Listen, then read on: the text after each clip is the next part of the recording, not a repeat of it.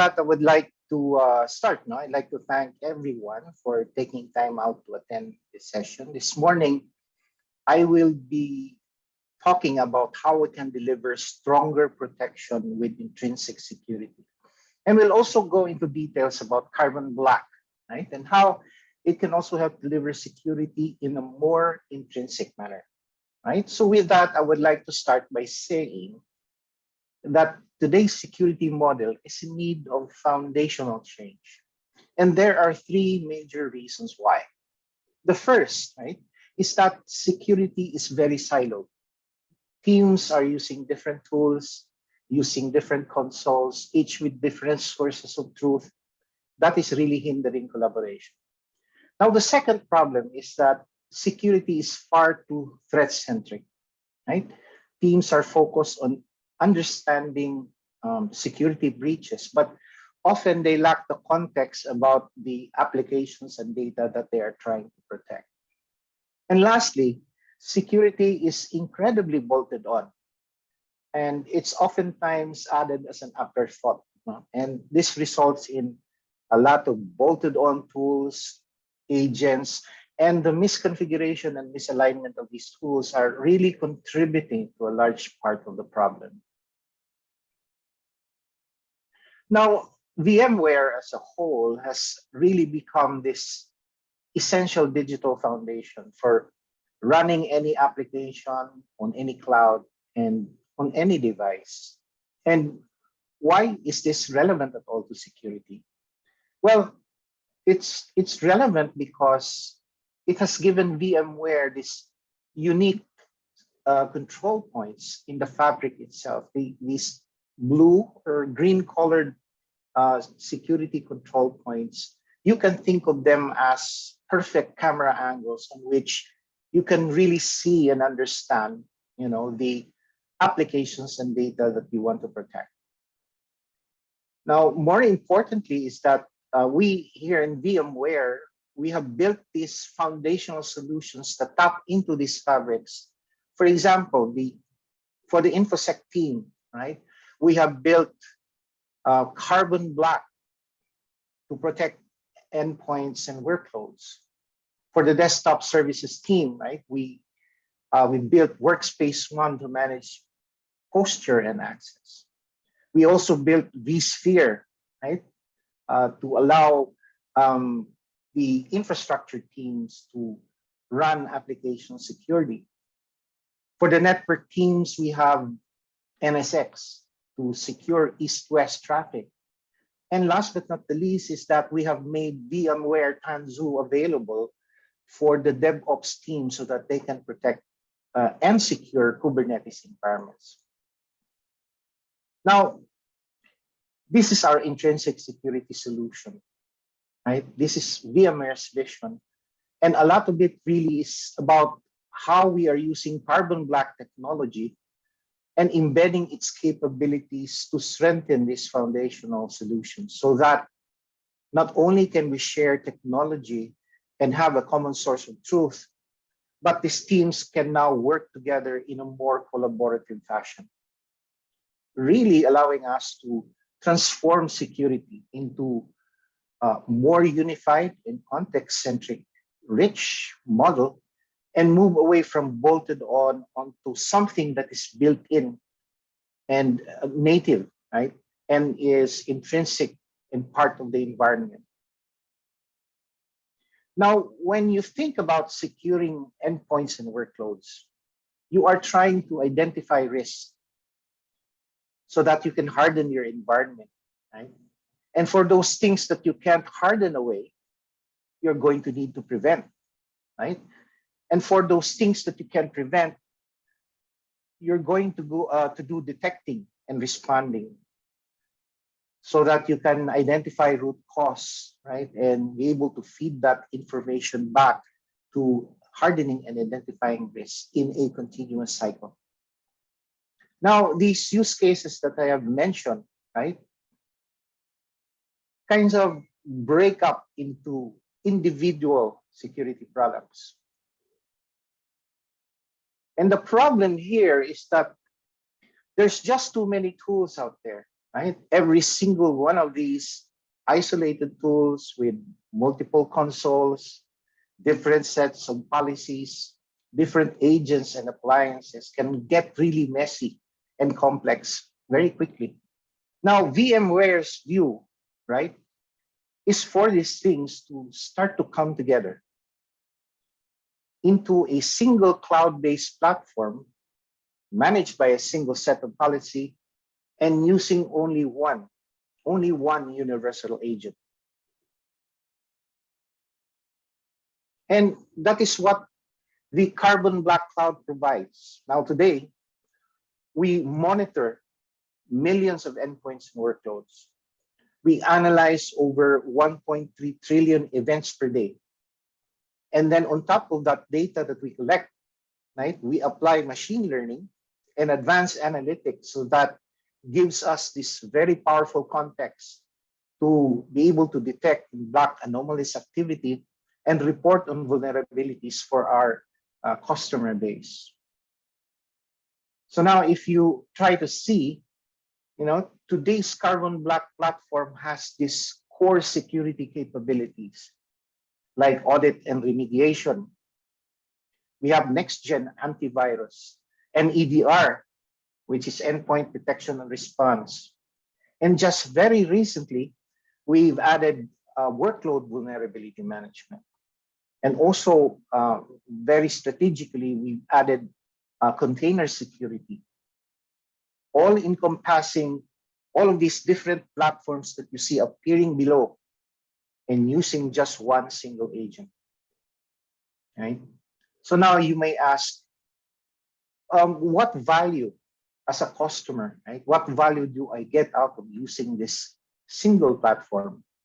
Well, for one, customers will get better protection because we are recognized by all leading analysts like AV Test, AV Comparatives, right? You get to use fewer tools because you can actually rip and replace your current security solutions with this one single platform. And of course, lower cost, experiencing as high as 370% return of investment within 3 years of using this particular platform. So now let me shift gears and now discuss to you more detail on the Carbon Black endpoint protection. Now, the Carbon Black endpoint protection has multiple layers of prevention. That's including machine learning, we have deception, we have behavioral analytics, and our platform is consistently rated, right, as a leader in independent third-party tests. Now, aside reputation, machine learning, and signatures, we also are looking at tactics, techniques, and procedures, or what we call TTPs, to be able to detect non-malware, fileless, and zero-day ransomware. For example, when someone is running a PowerShell script that's trying to steal user credentials, Carbon Black can automatically block it even without using any signatures. Now, for detection and response, Carbon Black continuously records what happens on your endpoints, right? To let you see what's going on in places that you're never able to look at before. It's like shining a spotlight into the dark corners of your environment, and you'd be surprised what you can find, right? You can conduct zoom in type of investigations and be able to rewind the tape, go back into the past to see how the attack unfolded from beginning to end, and be able to quickly determine root cause in just minutes, right? Instead of having to do that, needing days, weeks, perhaps. Now, to get more context on what I have discussed in the last few minutes, here's a day in the life scenario on how Carbon Black is used to protect endpoints from security attacks. Now, in this day in the life scenario, we have Tanya, who is an end user, and then we have John, our security analyst. Now, The scenario starts with Tanya receiving a normal looking email from her colleague. But what she doesn't know is that her colleague's email account has already been compromised. It's been hacked, right? So knowing that this is coming from her colleague, right, she opens it. She opens the attachment, which is an Excel spreadsheet. However, after opening it, she was surprised to see a threat block message, right?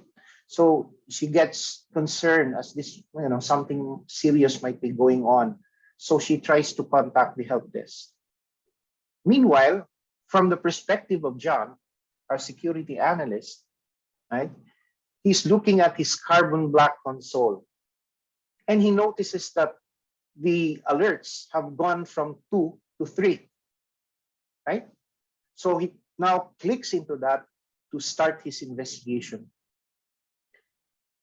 Now he can see, right, that this particular alert is now flagged as an 8, that 10 being the highest and 1 being the lowest severity.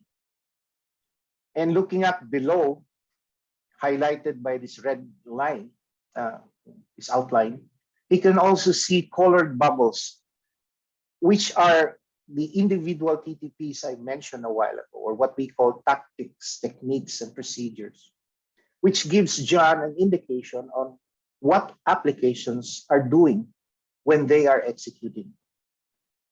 Right? So he now has an idea what this particular application is trying to do. Now, moving on with this investigation, John can see the visual of the kill chain of the attack. But starting from the device that this activity occurred on, right, he can follow it through its entire life cycle. And exactly as we saw from Tanya's perspective, the process began with Outlook, right? She was opening her email, and then which then invoked Excel, right? Because she opened the attachment, which then caused PowerShell, right? PowerShell to run. Now, John can see that the PowerShell script was executing hidden encoded commands. So instead of trying to decode the command line argument, which can be very cryptic, right? Instead of doing that, he can look at the TTPs below so that he can see that and get some insight into what the script was doing. Now, he can see that PowerShell was denied from performing a specific action, right? And that would have been this file here called krrgbt.exe, right? An executable that was dropped by the malware. And PowerShell was trying to invoke this particular file. And this is really what caused, right? This is really what caused the pop-up message that we saw a while ago from Tanya's desktop. And John can see that this particular file has been flagged as known malware by Carbon Black and is immediately quarantined. Now, of course, Carbon Black will delete this particular file, but it also gives option to John to delete it immediately, or conveniently, if this particular file has been found also across the organization, he can also actually delete it conveniently from one location. And Carbon Black will go out to those devices and actually delete the malware from one single location. Now, continuing on his investigation, right? He can see, John can see that the malware also dropped a second payload. So this particular malware has a lot of techniques to actually attack. So this particular file, this batch script, then invoke another instance of PowerShell here, and then another PowerShell instance. And this is the final point of the attack where PowerShell was fully terminated, not just blocked, but fully terminated, right? The red shield, right, icon here indicates that the PowerShell script did not successfully complete its execution. Why? Because Carbon Black, again, through its mid-execution prevention technology, stopped that attack dead on its tracks. Now, as you can see here, as highlighted in this red outline, PowerShell is actually a good file. It's a common whitelisted tool. But what it was trying to do at that particular point in time was malicious behavior, right? So here, John can see that PowerShell was also attempting to access File Explorer, which is another good file. And according to the TTPs down here, it was trying to access data files and encrypt them, right? Encrypt the data as well. And of course, this is how ransomware behaves. So John was able to see that, and stop this particular ransomware from creating havoc. Now, John may want to restrict any potential spread by quarantining the device, which is like pulling the network cord to disconnect from the network. However, John still wants to continue on the investigation because he wants to know the root cause, why PowerShell acted that way, the way it did. Now, in this case, it was spawned by this strangely named batch script, a name that I cannot pronounce actually. But knowing that it was dropped and knowing that Carbon Black has never seen this file before, and now knowing what it tried to do. So John knows for certain that he's dealing with a zero-day attack here. So that's what a zero-day attack looks like. So it's a good opportunity for him now to blacklist and make sure that this particular file will not be able to run anywhere else in the environment again. So that's a sample of how Carbon Black endpoint protection allows us to protect and secure our endpoints from these types of cyber attacks. Now, let me shift gears again and discuss now on Carbon Black workload protection. But before we continue, let me explain first the difference between endpoints and workloads. Now, workloads can be physical, endpoints are physical and virtual desktops that people and users use on a daily basis. Now, workloads, on the other hand, can be physical and virtual servers. They could be virtual machines. They could be containers running on private and public cloud. So now that we've got it out of the way, what's the new capabilities that Carbon Black brings, right? Well, Carbon Black brings vulnerability management for workloads so that you can have a full view of vulnerabilities that are running in your environment. And as you can see here, it also has built-in integration with vSphere. It's very, very useful for vSphere admins so that they don't have to learn new skills, or they can just use tools that they are already familiar with. Now, this is the Gartner market guide for cloud workload protection. And it lays out the things that address the most risk. And as you can see here, our hardening, configuration, and vulnerability management is foundational for securing critical workloads. So you may ask, what can we do differently? How do we differentiate our solution from others out there in the market? Well, for one, we are scanless. We use scanless technology. So we can avoid negatively impacting performance in the data center, which is a big pain for a lot of our customers. So instead of consuming that much CPU power, we leverage the data that we're already collecting in the Carbon Black cloud to do the heavy lifting for us. Also, we are prioritizing the vulnerabilities to be able to, um, focus on what matters most based on actual risk, prevalence, and active exploits, real time, real world information. Because, of course, I don't need a list of 500 things that I need to address. What I just need are maybe 10 things that will hurt me if I don't address them. So, really focus on what matters most. And, of course, this solution is built in right into vCenter, has native integration intrinsically with Carbon Black. So you don't need to install anything, it's already built in, right? So that both security and infrastructure teams can work together seamlessly. So again, to give us some more context, like to do another scenario, the live scenario, where we have Rob, a vSphere admin, part of the infrastructure team, and then of course our old reliable John, our security analyst.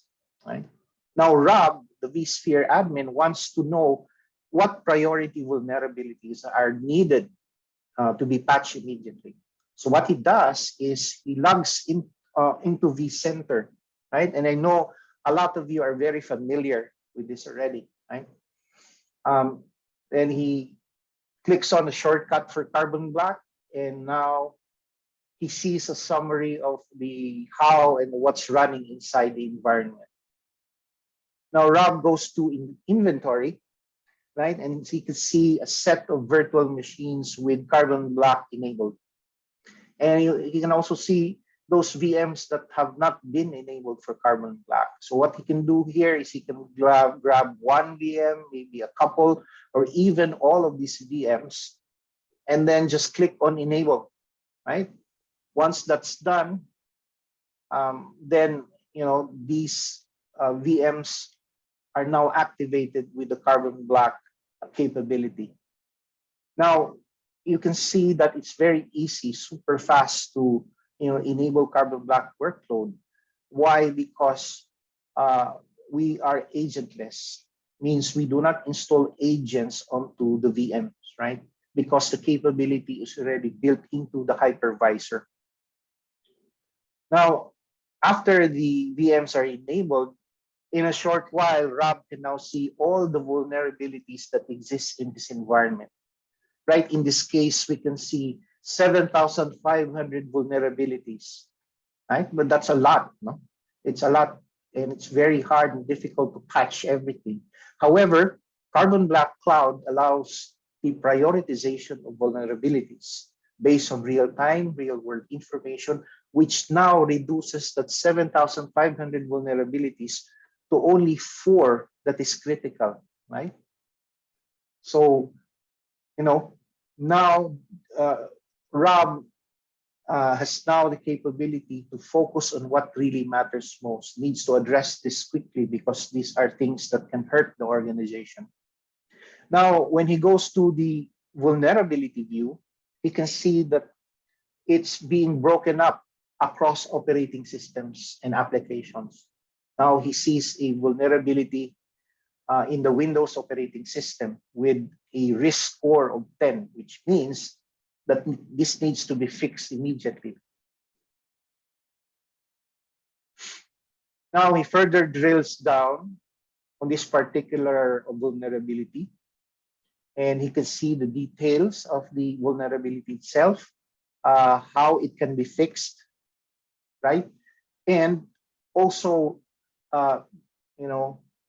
see how and why it was scored that way, right? So you have all the details in terms of being able to manage this vulnerability.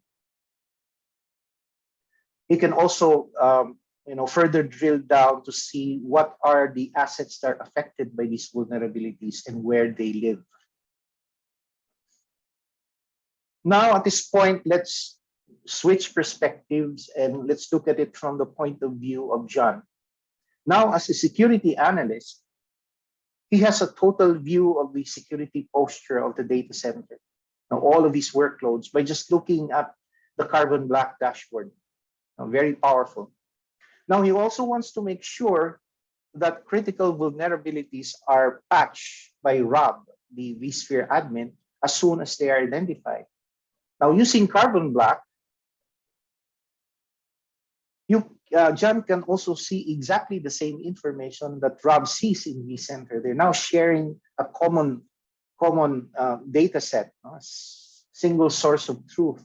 And as soon as the vulnerability is fixed on Rob's part, John gets real-time access of that information here so that he can stay on top and ensure that infrastructure team, right, that's Rob, is patching the most critical vulnerabilities. There's no more miscommunication, no misunderstanding. Both security and infrastructure teams can now seamlessly work in a more collaborative way. Now let me shift gears again now to discuss on the VMware Black Container security. Right? Now we're seeing this trend as more and more organizations are now adapting, moving to containers and Kubernetes. And they're putting more emphasis on their DevOps teams to be able to deliver on these things. Now, traditionally, right, applications used to be built on VMs exclusively. And of course, they still are even up in this present day, right? Because VMs are secure and reliable. However, in the advent of modern applications, right, containers are now being used. They're becoming more popular and adopted by the industry because they offer a lot of advantages, because they are portable, they're packable, and easier to update. However, there's a challenge, right? Because we have now introduced a new technology stack where by deploying standard sensors for operating systems no longer works. Why doesn't it work? Because this new stack, right, consists of several layers. You have the native infrastructure, which might be your data center, private cloud, or public cloud. And then you have the orchestration system, which is Kubernetes. And then you have the container layer. And inside that container layer is the code that you're running. So there are a lot of layers that you have to be able to manage. When you talk about containers, the containers themselves have some risk, right? They can be running vulnerable images. They can be running misconfigured or privileged images. There's a lot of things that can go wrong at the container level. And things, moving up, things can also go wrong at the Kubernetes layer itself. There's potential for misconfiguration of the environment, like not setting up the right privileges or maybe not setting up the network in the correct way. So now we realize that there's a new potential threat surface that has been introduced because Kubernetes is such a powerful tool, right? So it has become a target, an opportunity for attackers. So as you can see here in this next slide, and maybe you've heard this a lot of times in the news, you've seen this in the internet, that there is an increasing security incidents that involves containers because of this new attack surface that is being introduced. So what has VMware done, right? So what VMware has done is to take Carbon Black and then delivered it for Kubernetes security throughout the life cycle of Kubernetes containers.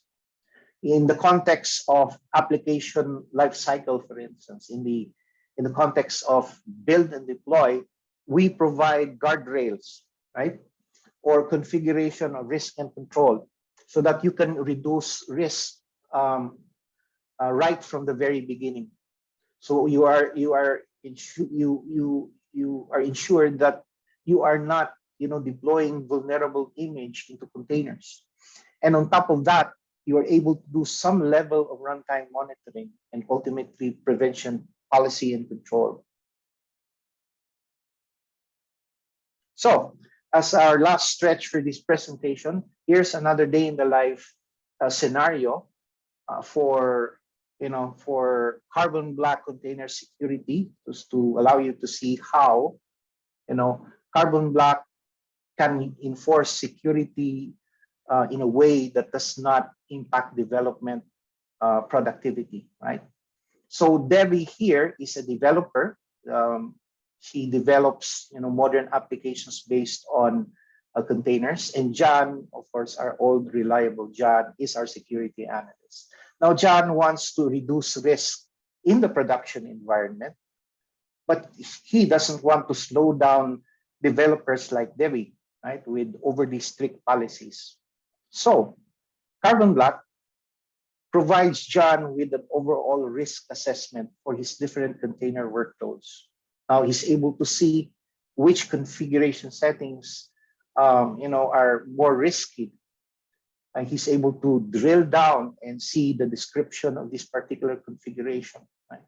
But there are lots of configuration that you have to manage in Kubernetes. So the big question is, how does he determine what he is going to be blocking? Right? So that's a big question. So what he does is he needs to be able to turn towards industry standards, right? So he goes to the Kubernetes policy page here, where it gives him the capability to apply security best practices that map to Kubernetes security standards, right? So he can click on the development environment security policy, go into it, and it supports different types of templates. You have basic templates, restricted, CIS benchmarks, and all of these industry standards are readily available. And all you need to do is just choose, click, and it will enforce the particular Kubernetes industry standards in your environment. For the development environment, John is choosing the basic security policy because, again, he doesn't want to put very restrictive policies and slow down the developers' productivity.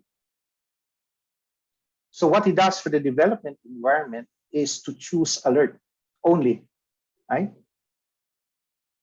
So he doesn't want to be very restrictive here. However, for the production environment, right, he needs to be able to protect critical applications. So in this particular instance, he chooses the restricted security policy, right? So it has more restrictive configuration settings that will then be able to protect granularly the production environment.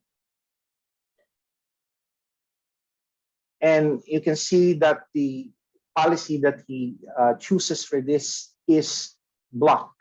That means once he deploys his configuration setting, right, it will be blocked if someone tries to execute it, right? So this is what he has enforced for the production environment. Now, let's look at it from Debbie's